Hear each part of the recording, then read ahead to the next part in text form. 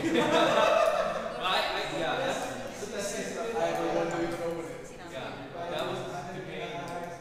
that would be the amount of work that you have to put if you want to get a master's degree in theology there.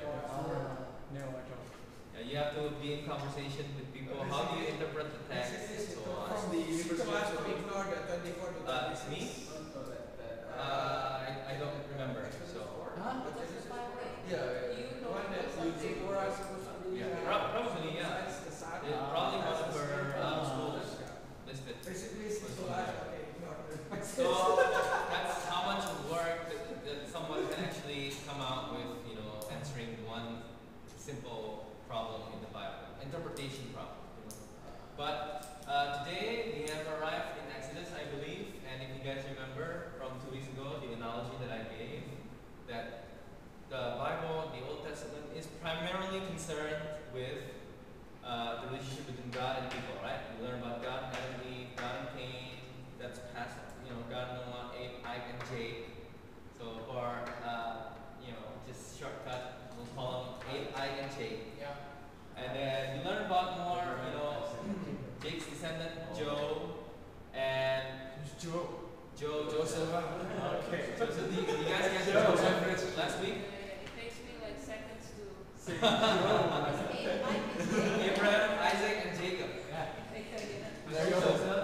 But with Joseph, it's interesting because he's a part of a bigger narrative, which is a bigger story. Narrative is simply a story, which is the narrative of Israel.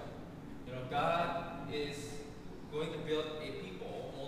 People are plural instead of singular. So he's interested to being a people, and we'll see it later on in Exodus. But Joe said it himself in Genesis 5:50. You guys remember Genesis 44? He said, "You guys don't freak out that you sold me to Egypt. I found out now that it wasn't you; it was God who planned all along, so that I can set up for you guys to avoid, to move, to be not in hunger, to not be in hunger." And so he's setting up a place for Israel now. Israel is in the spotlight, and between Abe, Ike, and Jake, and then now Israel as a people, what's been passed through? And there's something, a continuation here. Seems like, yes, that's exactly it, which is the promise of Abraham, Genesis 12. The promise to Abraham, it's passed on to Isaac and Esau, right? You remember? This special promise is then passed to Jacob, right? And what's Jacob's brother's name? Esau. And then from Jake, 12 sons, right? So it's no longer one particular figure that's dominant, but the narrative is concerned about the whole people, the people group, which is the Israel. Can you see it? Should I move it back? So it's setting a scene in Exodus, and we have I'm pretty sure we can do this. But anyway, this is just an intro. We'll get into it again. But as you see your handout, do you all have pen? Yes. Yeah. Okay. So the book of Exodus. So you've all read Exodus, right? Yeah. How many of you did not read Exodus this week? Well, maybe. Okay, let's put it this way. You read less than 10 chapters of Exodus this week. Otherwise, I would assume that you understand. If you're honest, I will simplify. And but you all read Exodus? Wow! Oh my God, so happy. I hope that this will connect. All right. I hope that these things will bring to memory and perhaps a wider perspective on the narrative that you just read this week. So number one, intro to Exodus. Exodus begins with a quick summary of the epilogue of Genesis. You guys remember? So the end of Genesis. There was death of Joseph, and then there was a Pharaoh who does not know Joe that comes to power. There was a Pharaoh that didn't know Joe, they came to power. And then number two, Old Testament narrative mirrors New Testament narrative. That's just a comment, alright? And in the bullet point there, the more it Exodus 1 actually. The Oppressed, more yeah. they were oppressed, the more they multiplied and the more they spread abroad. They spread abroad, which is interesting to me because one of the signs of God's favor and God's blessing, even in the New Testament, the more that the Christians are oppressed, the more they spread. If you guys were to study the history of Jerusalem and how when the Christians in Jerusalem and when the Roman Empire attacked Jerusalem and the Jews had to spread out, Christianity began to spread out and grew even more. I heard mirrors the killing of the baby in Jerusalem. Yes, and that's the second thing. During the Jesus birth. Yes, Noah's the murder of Hebrew son for political fear, which is exactly right. So as you can see, what's happening here are not isolated, right? What's happening to we'll get into it a little further. Exodus 2, chapter 2 to 14. Number 1 talks about the birth of Moses. Moses is a model for numerous biblical figures. We'll see it later. He was born in Egypt to a Levite, so he came from the tribe of Levi, one of Israel's son. Right? You guys, I'm just assuming that you're gonna, be connected here. But Moses was protected in the basket. It says there in Exodus 2, and then the Hebrew term for basket, interestingly, the Hebrew term for basket, do you guys know? It's actually the same word as for the ark. In Noah's account. That Hebrew word. Okay, Jada. Bye. So the Hebrew term for basket was so interesting in Noah's account. So there's a mirror there. What's going on here, right? Moses was, in a sense, we don't have to go further into the future, into Jesus' time. But even going back, it still relates to Noah, how he was, he escaped watery death. Yeah, Noah's account, saving Mo from a watery death. And then he was adopted by Pharaoh's daughter, right? So Moses quickly then defines his loyalty. The story cuts, because we can't go in detail for each. The story cuts into how he went to his people, the Israelites. You guys remember? And then Mo kills the taskmaster. Kill what? The taskmaster. Oh. You guys remember the story, right? Yeah. We can stop and explain, or one of you can stop and explain. And then Mo mediates between Israelites. So the Israelites were arguing among themselves between the Israelites and Egypt, right? He was trying to stop the guard, but the Israelites did not accept him. Who are you? Who are you to tell me? It's like he had this identity crisis, and he knew that he was a Jew, but he knew that he was a Hebrew, but even his own people rejected him. And then most actions are known somehow, and then he flees to Midian. And in Midian he met Zipporah, his would-be wife, right? Zipporah, that's his would-be wife. He was there for a really long time. I think if I remember it correctly, it wasn't until 70 or 80 years old when he was actually called by God to go back to Egypt. And at the end of this period, God remembers. And you guys still remember the word remembers? It talks about an action, right? It talks about a response. When God remembers, it usually denotes that there was a response from God's side. A response to the prayer of Israel. His people Israel. And choose. Remember, was it choose? No, it should have been action. What do you have? Yeah, it relates directly to action. And so Moses is called, right? Remembers covenant with Abe, Ike, and Jake. So God remembers his people Israel, and he remembers his covenant. It says that in the Bible with Abe, Ike, and Jake. And then how did God respond? The call of Moses. And Moses gets called, the D, go to the point there, and we arrive at the scene of the burning bush. Burning bush. And if you guys side note there. This is the second time that holy is mentioned. The word holy. This is the second time that it's mentioned. Number one, do you guys remember? When is the first time that holy was mentioned? Holy Mountain? Before that, before the Exodus, before the call of Moses. Yes. Oh, it's Very not. close. When Isaac was about to be sacrificed. I think it's not. It's actually on the seventh day. Seventh. That's how the Lord describes holy. That was only found number one. Holy is mentioned in Sabbath, and number two it's push. Really? So Wow. yes, yeah, I actually searched like the word. Oh yeah, wow.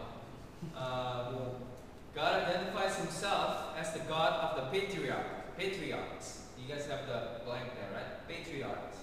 So the popular term for these three, these are usually called the patriarchs. Translate Patriarchs. Indonesian. Patriarchs. What is it in Indonesian? Patriarchy. Yeah, Patriarchy. but I don't know if there's any equivalent Is it biblical hero or word. it's different, right? Because Hero. kawan. It's like fathers. So For But in English there is this term. In Indonesian, I don't know if there's any term for to describe these three. Patriarchy. Yeah, patriarchy, but we don't. It's not like common in Yeah. the Christian lingo, right? Yeah, it's not common. Yeah. Kayak Patriarchy patriarchy itu, juga lain. matriarchy. It's Motherly. yeah. Yeah. Patriarchy means something related to father. Father's family line. Is it family line? Something seperti itu. Oh, okay. Yeah, patriarchy. But what I'm saying is that in the booth, you won't probably get to interpret like patriarchy English Indonesian. You know, Okay. it's not commonly used even among Christian circle. But in the West, you know, these three are often referred to as the patriarchs.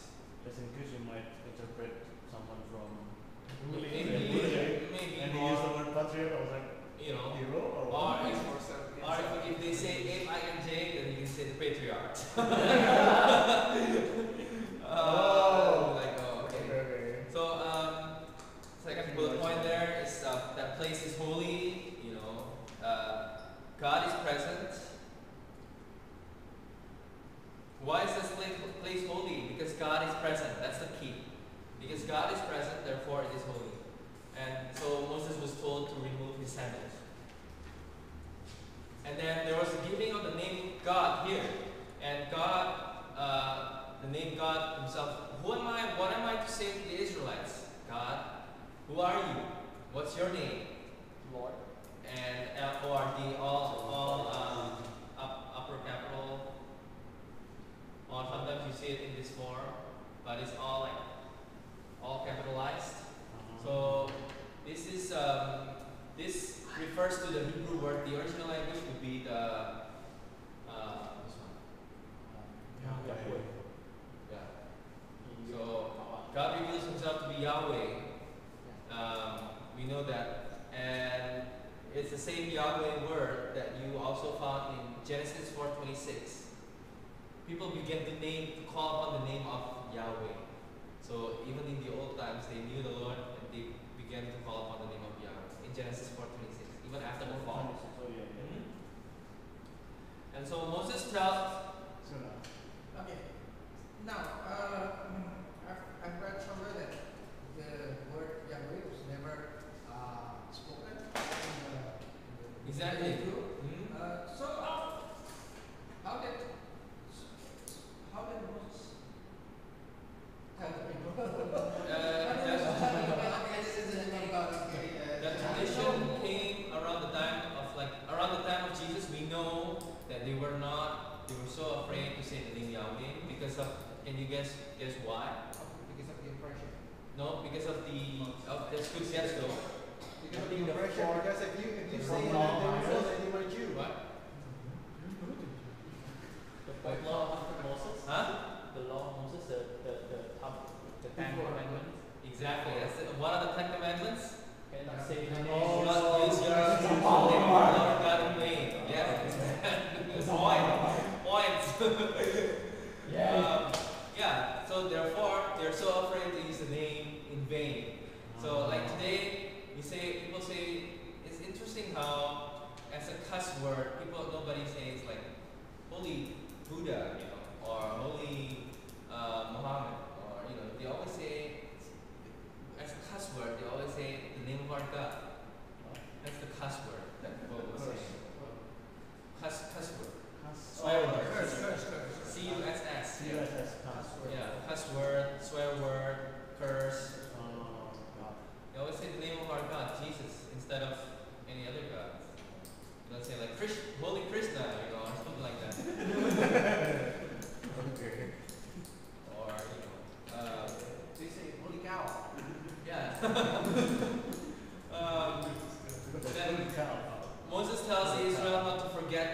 this name, which is Yahweh, that's a blank there, which means the I am. So when Moses, asked the Lord, God, what's your name? Oh, it's me. It's the I am. You think about it, the I am has sent you, it's always been, that name has some significance to it. And then Moses' role there, under the point E, he's a priest, a prophet. You will see that later on as the story pans out. A leader, king, he's a lawgiver, and a mediator. So therefore I wrote there, Moses is a model for numerous biblical figures. Yeah, model. Isn't he a judge? Do you guys remember? Huh? Isn't he a judge? Lawgiver, isn't it? Yes, it included in the king, leader. Yeah, lawgiver. So what happens, some of you may be confused when I share with you about this, but we'll talk about it more later. But just in relationship with Noah, with God, Noah, and also with the other characters, that we can all relate to their stories individually and also collectively. You guys know what I'm talking about? So what happens with Noah can also occur with Moses. When we see God's favor upon someone, Noah found favor with God. Moses also found favor with God.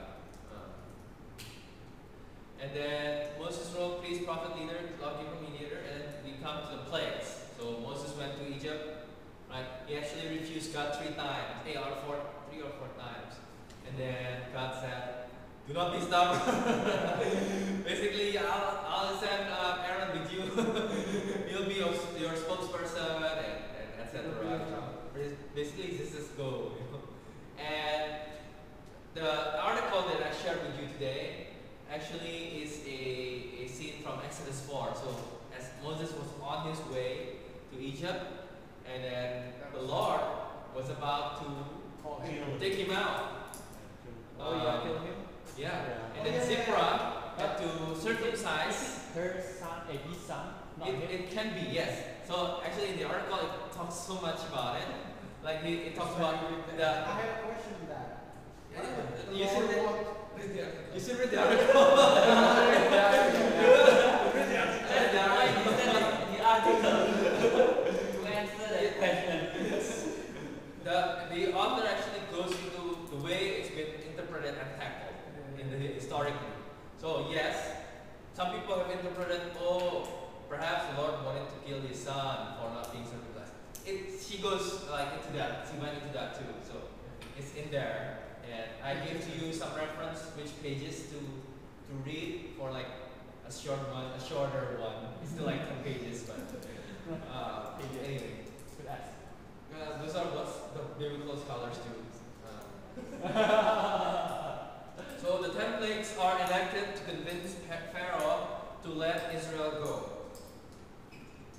It's also an evidence of God's universal sovereignty. Universal Yes. sovereignty.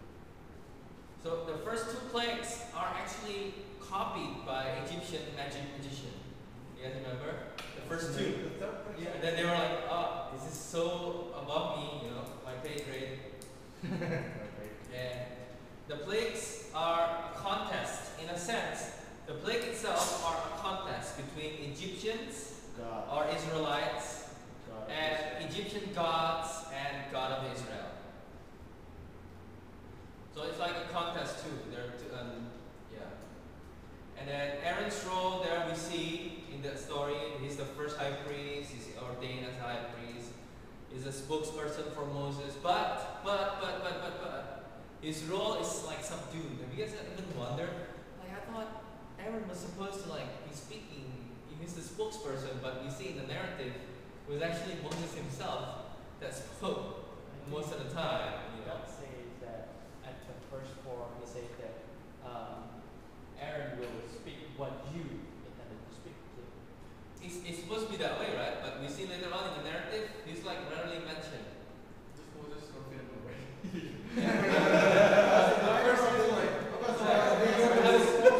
Perhaps in hindsight, we know that he messed up really bad. like with the golden calf. Yeah. So perhaps, possibly, it could be the golden calf there. It must have so bad there. So in B, the plagues, they continue to increase in severity. Increasing severity. They're becoming more and more severe. So all afflict the Egyptians, but not the Israelites. And during the plagues, some Egyptians begin to fear the word of the Lord. So it says there in the Bible literally, some Egyptians begin to fear the word of the Lord, the God of